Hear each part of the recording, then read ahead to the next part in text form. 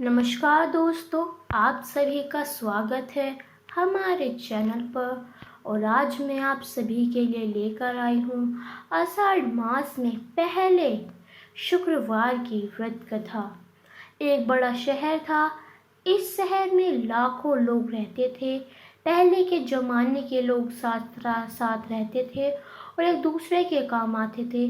पर नए ज़माने के लोगों का स्वरूप ही अलग सा है। सब अपने अपने काम से रत रहते हैं। किसी को किसी की परवाह नहीं। घर के सदस्यों को भी एक दूसरे की परवाह नहीं होती। भजन कीर्तन भक्ति भाव दया माया परोपकार जैसे संसार कम हो गए हैं।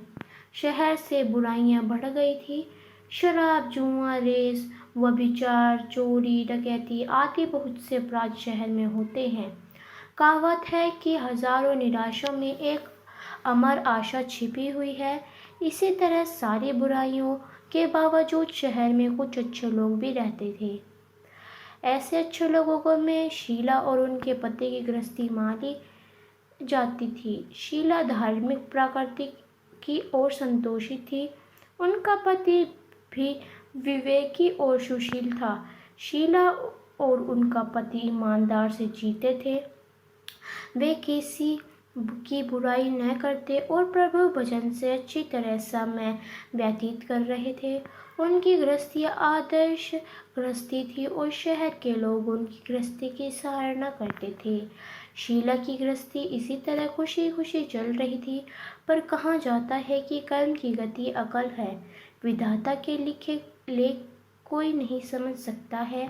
इंसान का नसीब पल भर में राजा को रंग बना देता है और रंग को राजा। शीला के पति के अगले दिन जन्म के कर्म भोगने बाकी रह गए और होंगे कि वह पूरे लोगों से दोस्ती कर बैठा। वह जल्द से जल्द करोड़पति होने के ख्वाब देखने लगा। इसलिए वह गलत रास्ते पर चल निकला और करोड़पति के बजाय रोड़पति बन गया। यानी रास्ते पर भटकते भिखारी जैसी उसकी स्थिति हो गई थी। शहर में शराब जुआ रेस चरसा गंजा आदि बादियाँ फैली हुई थी। उसमें शीला का पति भी फंस गया। दोस्तों के साथ उसे भी शराब की आदत हो गई। जल्द से जल्द पैसे वाला बनने की लालच में दोस्तों के साथ रेस जुआ भी खेलने लगा। इस तरह बचाई हुई धनराशि पति के गहने सब कुछ रेस जुए में गंवा दिया। समय के परिवर्तन के साथ घर में दरिद्रता और भूखमरी फैल गई। सुख से खाने के बजाय 2 वक्त के भोजन को लाले पड़ गए और शीला की पति की गालियां खाने का वक्त आ गया था। शीला सुशील और संस्कार स्त्री थी। उसके पति के बर्ताव से बहुत दुख हुआ, किंतु वह भगवान पर भरोसा करके बड़ा दिल रखकर दुख सहन करने लगी। कहा जाता है कि सुख के पीछे दुख और दुख के पीछे सुख आ जाता है, इसलिए दुख के बाद सुख आएगा ही। ऐसी श्रद्धा के साथ शीला प्रभु भक्ति में लीन रहने लगी।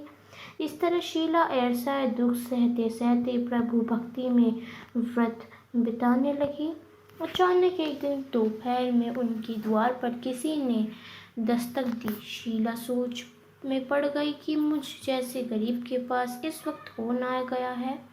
फिर भी द्वार पर आए हुए अतिथि का आदर करना चाहिए। ऐसे आर्य धर्म के संस्कार वाली शीला ने खड़े होकर द्वार खोला। देखा तो एक माँ जी खड़ी थी। वे बड़ी उम्र की लगती थी, किंतु उनके चेहरे पर अलौकिक तेज निखार रहा था। उनकी आंखों में से मानो अमृत बह रहा था। उनका बेव्रत चेहरा और प्यार से छलकता हुआ उनको देखते ही शीला के मन में अपार शक्ति छा गई। वैसे शीला इस माँ जी को न पहचानती थी, फिर भी उनको देखकर शीला के रोम रोम आनंद छा गए। शीला माँ जी को अंदर के साथ ले गई। घर में बैठाने के लिए कुछ भी नहीं था, अतः शीला ने सकुआ का एक फटी हुई चादर का उनको बिछाया।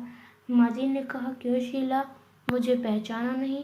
शीला ने सकूचा कर माँ, आपको देखते ही बहुत खुशी हो रही है, बहुत शांति हो रही है। ऐसा लगता है कि बहुत दिनों से जैसे ढूंढ रही थी वे आप ही हो, पर मैं आपको पहचान नहीं सकती। माँ जी ने हंसकर कहा, क्यों भूल गई? हर शुक्रवार को लक्ष्मी जी के मंदिर में भजन कीर्तन होते हैं, तब भी मैं वहाँ आती हूँ। वह हर शुक्रवार को हम मिलते हैं। पति गलत रास्ते पर चढ़ गया। तब से शीला बहुत दुखी हो गई थी और दुखी के मारे वह लक्ष्मी मंदिर भी नहीं जाती थी। बाहर के लोगों के साथ नज़र मिलाती थी तो उसे शर्म लगती थी। उसने यदाशत पर जोर दिया, पर वहाँ माँ जी की याद नहीं आ रही थी। तभी माँ जी ने कहा, तू लक्ष्मी जी के मंदिर में कितने मधुर भजन गाती थी, अभी अभी तू दिखाई नहीं देती थी, इसलिए मुझे हुआ कि तू क्यों नहीं आती, कहीं बीमार तो नहीं हो गई ना। ऐसा सोचकर मैं तुझसे मिलने चली आई हूँ। माँ जी के अति प्रेम से भरे शब्दों से शीला का हृदय पिघल गया। उसकी आंखों में से आंसू आ गए। माँ जी के सामने वह बिलख बिलख कर रोने लगी। यह देखकर माँ जी ने शीला से नजदीक आई और उसके सिर पीट कर प्यार भर हाथ से संतावन देने लगी। माँ जी ने कहा, बेटी, सुख और दुख तो धूप छांव जैसे होते हैं, धैर्य रखो बेटी। और तुझे परेशानी क्या है? तेरे दुख की बात मुझे सुना, तेरे मन हल्का हो जाएगा और तेरे दुख का कोई उपाय भी मिल जाएगा। माँ जी की बात सुनकर शीला के मन की शक्ति मिली। उसने माँ जी से कहा, माँ, मेरी गृहस्थी से भरपूर सुख और खुशियाँ थी। मेरे पति सुशील थे, अचानक हमारा भाग्य हमसे रूठ गया। मेरे पति बुरी संगति में फंस गए और बुरी आदतों के शिकार हो गए तथा अपना सब कुछ गवा बैठे तथा हम रास्ते में भिखारी जैसे बन गए। यह सब सुनकर माँ जी ने कहा, ऐसा कहा जाता है कि कर्म की गति न्यारी होती है। इस इंसान को अपने कर्म भुगतने ही पड़ते हैं, इसलिए तू चिंता मत कर। अब तो कर्म भुगत चुकी है, अब तुम्हारे सुख के दिन अवश्य आएंगे। तू तो माँ लक्ष्मी जी की भक्त है। माँ लक्ष्मी जी तो प्रेम और करुणा की अवतार है। वे अपने भक्तों पर हमेशा ममता रखती है, इसलिए तू धैर्य रख कर माँ लक्ष्मी जी का व्रत कर, इससे सब कुछ ठीक हो जाएगा। ऐसा सुन वह खुशी के मारे झूमने लगी और फिर वह हर शुक्रवार का व्रत रखने लगी।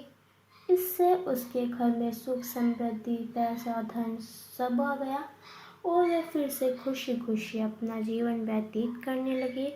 तो ये थी हमारी आषाढ़ मास में शुक्रवार की व्रत कथा।